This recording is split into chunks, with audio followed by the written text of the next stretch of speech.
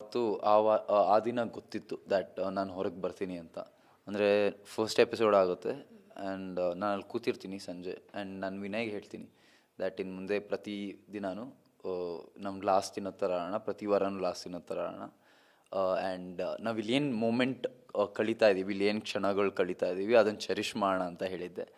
And ಅವತ್ತೆಲ್ಲೋ ಅನಿಸ್ತು ನಾನು ಹೊರಗಡೆ ಹೋಗಿ ನಾನು ಫ್ರೀ ಏರ್ ಬ್ರೀತ್ ಮಾಡ್ತೀನಿ ಅಂತ.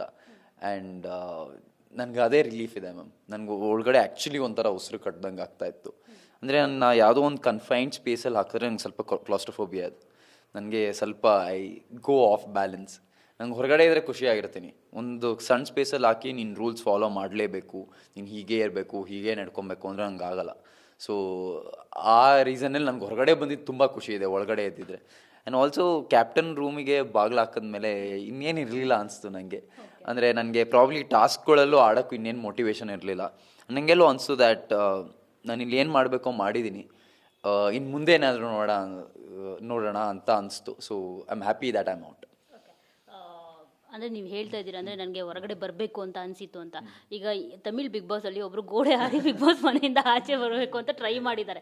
ಸೊ ಅದೇ ರೀತಿ ನಿಮ್ಗಳಿಗೂ ಎಲ್ಲರಿಗೂ ಅನ್ನಿಸ್ತಿತ್ತ ಆ ಸ್ಟ್ರೆಸ್ಸು, ಆ ಒಂದು ಎಮೋಷನಲ್ ಅಟ್ಯಾಕ್ಸ್ ಆಗಿರ್ಬೋದು ಎಲ್ಲವೂ ನೋಡಿದಾಗ ನಿಮಗೂ ಅದೇ ರೀತಿ ಎಲ್ಲರಿಗೂ ಅನಿಸಿತ್ತಾ ಒಮ್ಮೊಮ್ಮೆ?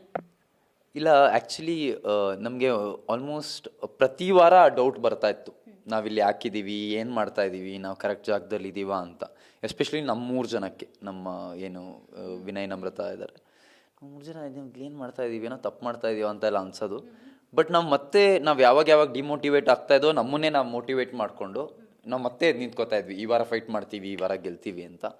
ಬಟ್ ಅದಕ್ಕೂ ಒಂದು ಲಿಮಿಟ್ ಅಂತ ಇರುತ್ತೆ, everything as a limit. And ನಮ್ಮಲ್ಲಿ ಆ ಫೈಟರ್ ಸ್ಪಿರಿಟ್ ಇರೋದ್ರಿಂದ, ಅಂದರೆ ಅವರಲ್ಲಿ ಇನ್ನೂ ಇರೋದ್ರಿಂದ ಅವ್ರು ಇನ್ನೂ ಅಲ್ಲಿದ್ದಾರೆ.